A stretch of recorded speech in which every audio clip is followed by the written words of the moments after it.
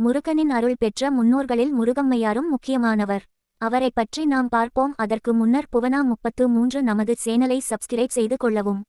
முருகம்மையார் என்பவர் சிறு வயது முதலே முருகா முருகா என்று இடையராது கூறி முருகனை மனமார வழிபட்டார். அவருடைய தாய் தந்தை வற்புறுத்தலுக்கு இணங்க அவர் திருமணமும் செய்து கொண்டார்.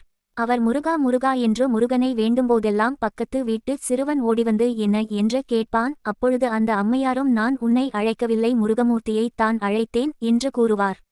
இதை தவறாக எண்ணிய அவருடைய நாத்தனார் தன் தம்பியிடம் உன் மனைவியை எப்பொழுதும் பக்கத்து வீட்டு முருகனை அழைத்துக்கொண்டே இருக்கிறாள் என்று சொல்லவே, இதை கேட்டு ஆத்திரமடைந்த கணவன் இனிமேல் எக்காரணம் கொண்டு முருகா என்று உனது வாயிலிருந்து வரக்கூடாது என்று உத்தரவிட்டான்.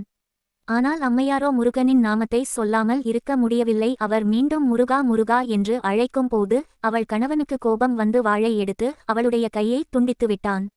வேதனை தாங்காத அம்மையார் முருகா என்று அழைத்தார். அவர் ஒரு தடவை முருகா என்று அழைக்கும் போது மயில்மேல் காட்சி தந்தார். அதை பார்த்து அம்மையாரோ மீண்டும் முருகா என்று அழைக்க அவர் கரத்தினை தந்தருளினார். மீண்டும் சந்தோஷத்தில் முருகா முருகா என்று அழைக்கும் போது அம்மையாரை மயிலின் மீது ஏற்றி கந்தகிரியில் சேர்த்து அருளினார். அவை பாடலாகவும் உள்ளது. இவ்வாறு முருகப்பெருமான் அவருக்கு காட்சியும் கரத்தினையும் தந்து தன் கருணையை வெளிப்படுத்தினார். ஓம் சரவணபவ. கந்தனுக்கு அரோகரா.